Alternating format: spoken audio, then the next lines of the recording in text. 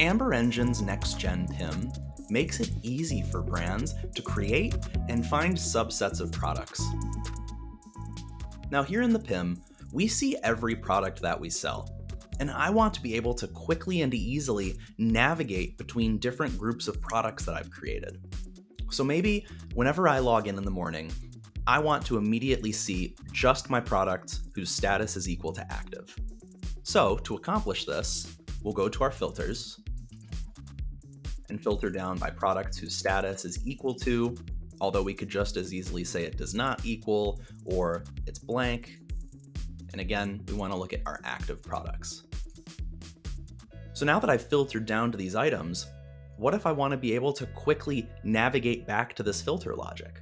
Well, we can go ahead by clicking our filter options here, save these filters as a dynamic list so that as products meet or no longer meet the filter criteria, they're going to be automatically added to or removed from the list. And we could just as easily create a static list of products and say, I want to take these 3 items because we sell them on a specific channel and I want to add them to a list. But I want to create something that's a little more dynamic for myself. So we go ahead and save the filters.